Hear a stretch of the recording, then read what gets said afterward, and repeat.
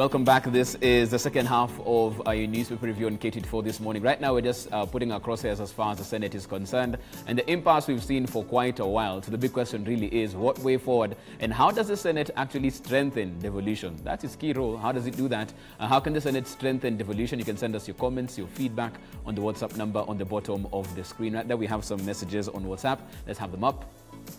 Devolution is a good idea. We need more and more money to the counties. The big problem is we have devolved corruption. Okay, we hear you on that. Good morning, I'm Ben from Kakamega. The Senate had betrayed Kenyans on the revenue sharing formula for selfish personal interests. For instance, wanting to vie for gubernatorial seats in 2022. It's a crying shame. Let's have that up.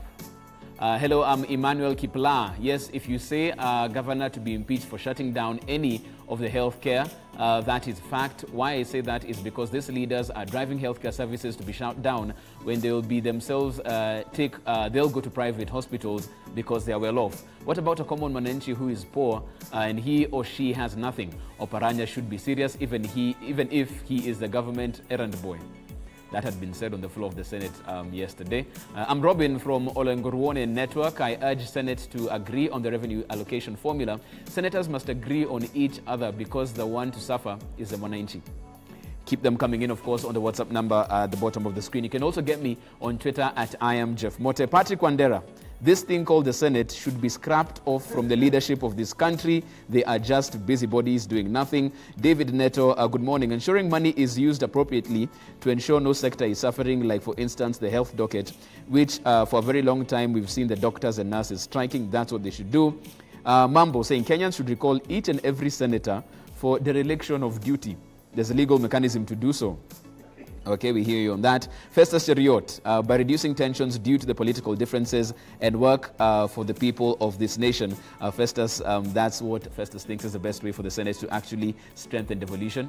Keep those tweets coming in at @IamJeffMote. There's also a WhatsApp number at the bottom of the screen. In studio, joined by Honorable Richard Onyonka. We also have Dr. Boni Halwale. And on Skype, Lwanga, also part of the conversation. Before we went to the break, very quickly, Dr. you are speaking about how the COG has been turned into a union of sorts. Yes, I was just concluding by telling them they want to mislead some Kenyans that a shutdown is acceptable in our structure of governance.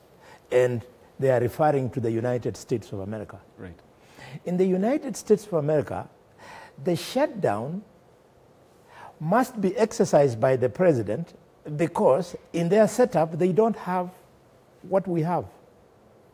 In our country, when legislation is passed by the two houses of parliament and it goes to the president and the president doesn't see he's gotten what he wanted from that legislation, he takes it back to them. In the US, they don't do that. They start a fight, a shutdown, and so on. In fact, Donald Trump has had one of 35 days. Obama had one of 12 days. Because in their practice, it's not like in ours, where President Uhuru will then write back to the House and tell them what he prefers, and then the thing is unlocked. That is different. And what is more, in the US, when that shutdown is then done, it is only the non-essential services that are affected. Any services that goes towards protection of property and protection of lives can never be touched. Okay. And now the governors are telling us that they're shutting down our healthcare system. That is inhuman, that is foolish, and that should not be allowed. And for that reason alone, we are now starting to see who really these governors are. Governor Oparanya has managed to cleverly weave his way through his politics into even people imagining that he's a performer. Here is a man who's gone into an office, Richard, you know, where Isaac Ruto sat, Peter Munya sat, Nanok sat. Kenyans know what these three governors did. But Oparanya, because he's trying to avoid being arrested for the theft of public funds in Kakamega, he has become an errand boy at State House. In fact, the meeting which I saw attended by Raila, was not a government meeting. That was nothing. Mm-hmm. If they needed a meeting to bring together the national and the county governments, under the law, we have got IBEC meetings, which are chaired by the deputy president. Who was Raila attending that meeting? Us. Yeye ni raia kama Khalwale. We both lost our elections. He should not be sitting there. Okay. So they are going there to cut deals, which is the very reason why we are unable to unlock the formula. Look, the senators who are pretending to complain, they are the same ones who allowed themselves to be paid by either side of the interested parties. There are those who are paid by the so-called the deep state, and there are those who are paid by other stakeholders in county governments. But actually, these are still, by and large, allegations in terms of the payments that were or were not made. Well, but we have a track record, just before I hand over to Richard, we have a track record that everything we have said on corruption has come to pass. Okay. So before we say it, we do our homework. Let me get to Honorable Onyonka on this one, because even as it stands, for Kenyans who probably weren't into the nitty-gritties of what's going on, yes, the hard money was the issue. Yes. Money was given in State House, and they're wondering, so why are we still talking about it? What's the matter? I think Honorable Senator Khalwale has said quite a few things. Right. And I would want, because I'm sitting here on this panel, I would not want to be Governor Oparanya's defender. Right. But I would like to say certain things. Mm-hmm. If I was in Governor Oparanya's position, I would actually have made the same call he made. Shut down? Yes. Mm-hmm. In other words, announced. Not even shut down. Mm-hmm. Announced. I don't know what the consequences would have been if there is no recourse until the money doesn't come. That would then have a different implication. But in politics, sometimes we make those announcements. I'm sure even my brother Daktari has sometimes spoken certain things and you're like, oh my God, where did that come from?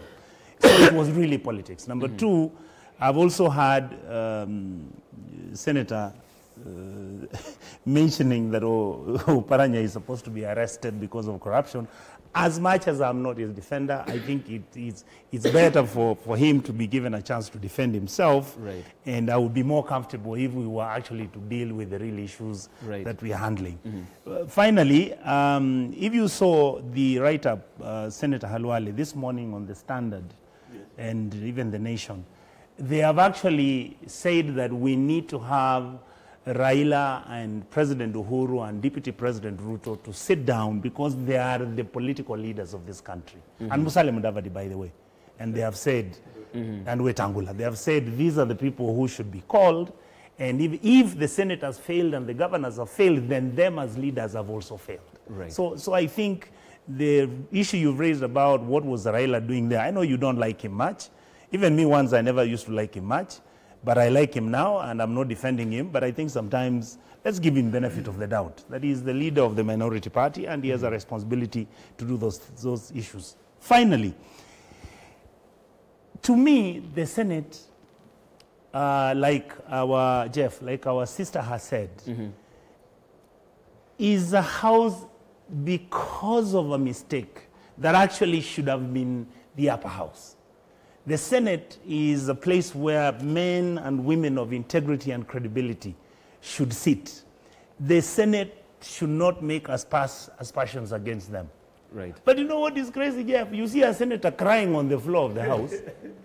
This is a leader, you know. Right. Shedding tears, you know, he's just crying. He's saying, now, you see, Kenyans were asking themselves, did this guy eat money and he didn't vote the way it was expected? So his life is in danger? Is he scared? Those things should never happen in the Senate. Right. The Senate should have men and women of integrity and credibility who actually walk into that house, who take the difficult decisions which the lower house, National Assembly, cannot pass.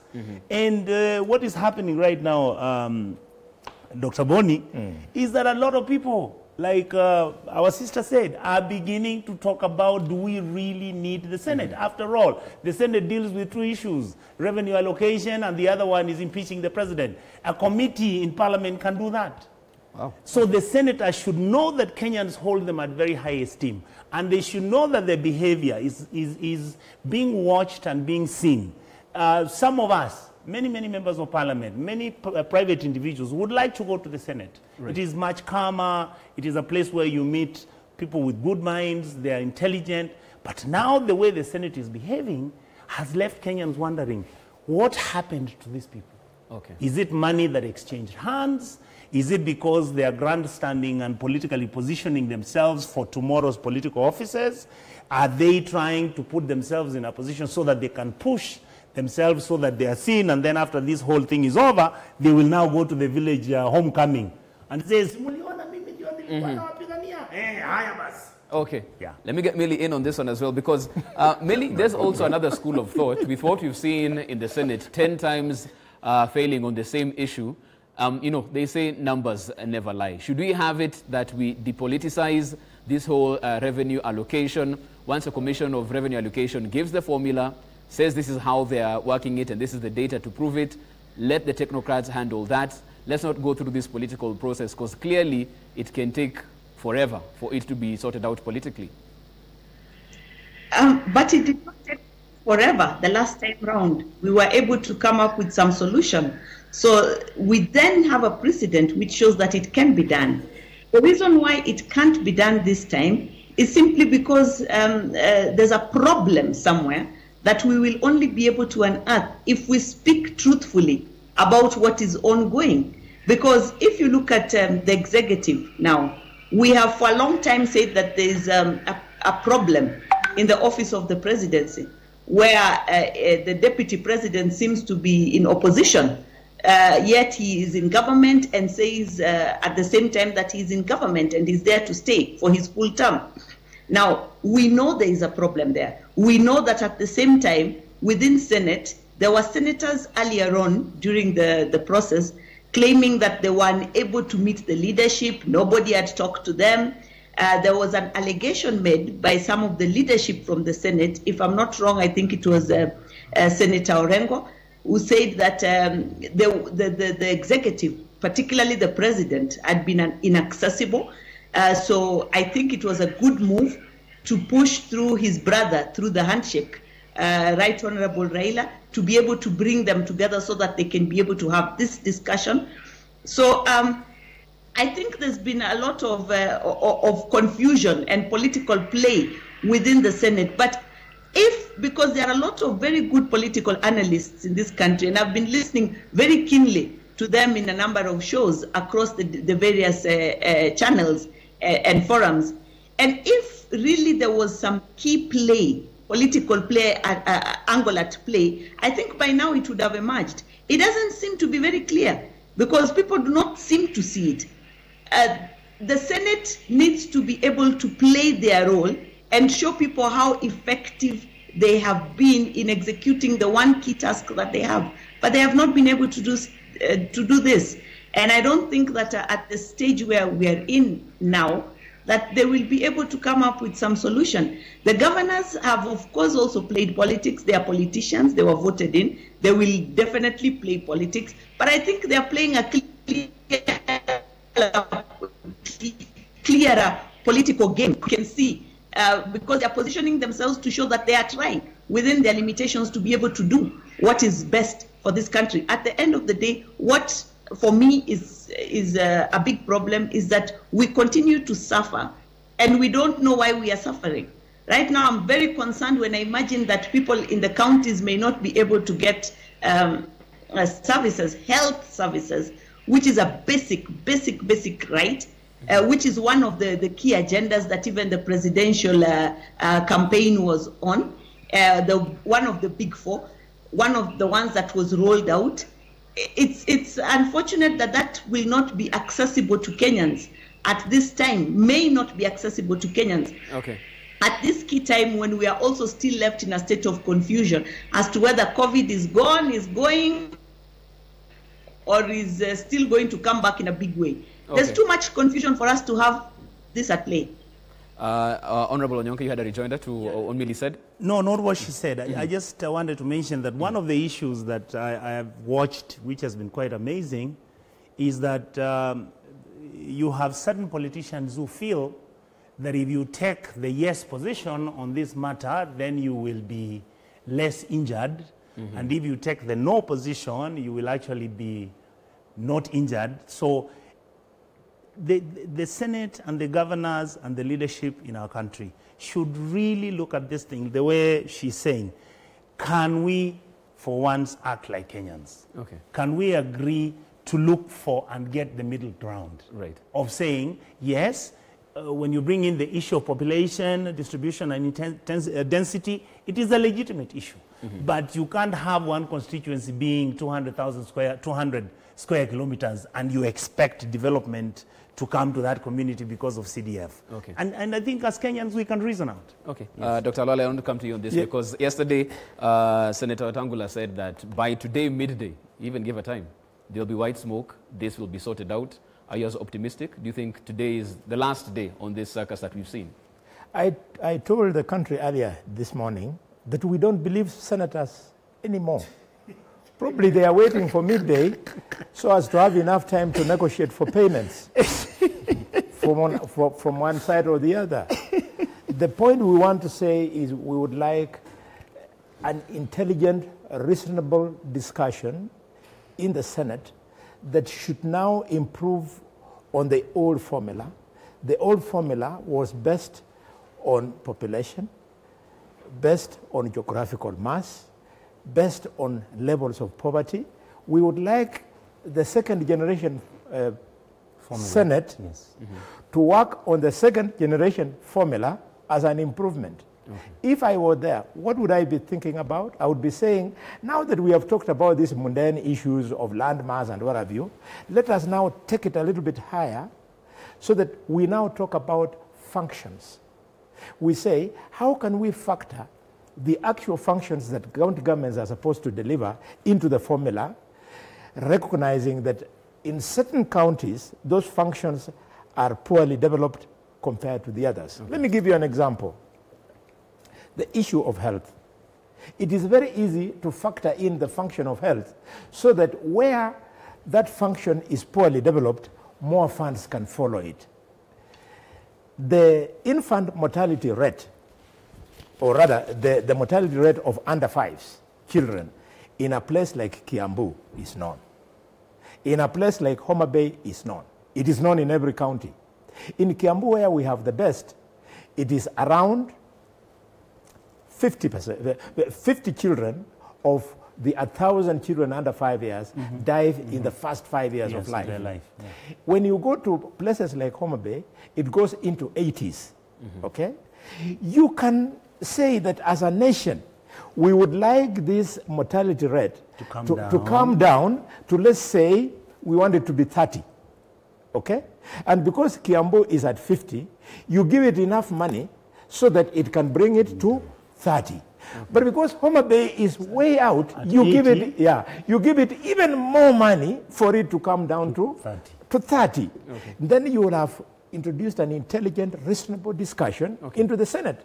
Instead of debating, he then goes during that debate of that formula, he starts crying.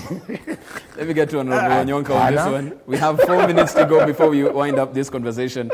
Honorable Onyonka, yes. We've seen it all. They've debated it 10 times. They said the president was inaccessible. They've been to State House. They said money is a problem. They've been given 50 billion. Yes.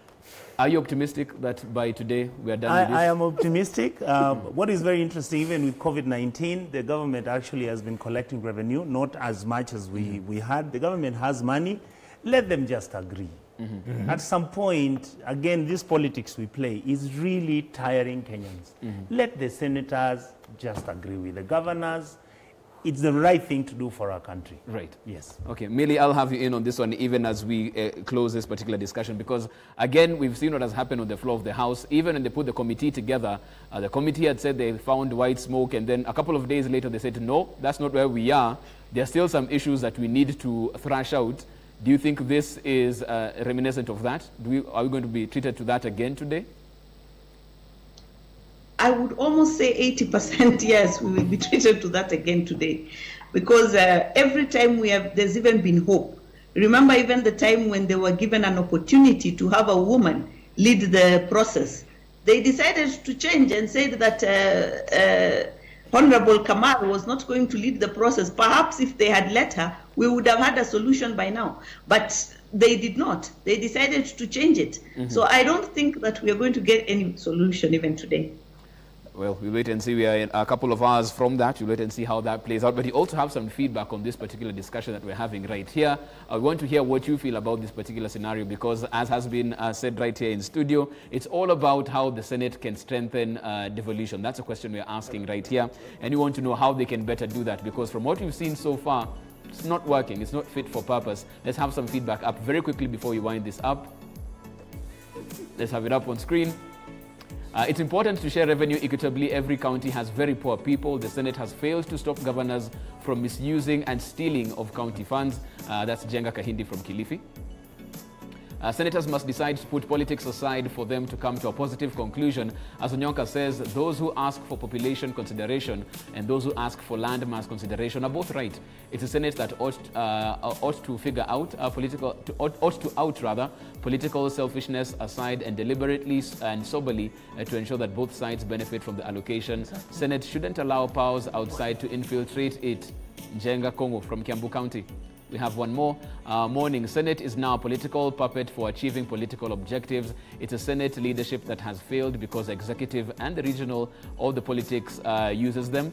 The party politics supremacy, by the way, by the senator is more than the senators, than their Senate mandate, as far as that's concerned. That's David from Eldoret on that particular issue. We have a minute to go on this, so I'll really urge 10 seconds closing remarks from my panel. I'll start from right here in studio. Dr. Alwale. Your turn. Let's go for it. I just wanted to beg my sister. Sometimes we tend to overstretch.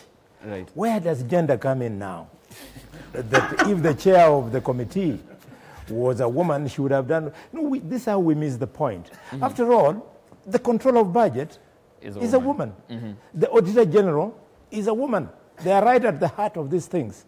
So let's not go there. Okay. Every time we want to pursue an issue, don't bring in the manenos of gender and what have you. We are defenders of gender issues, but we want that defense to be based on issues. Okay.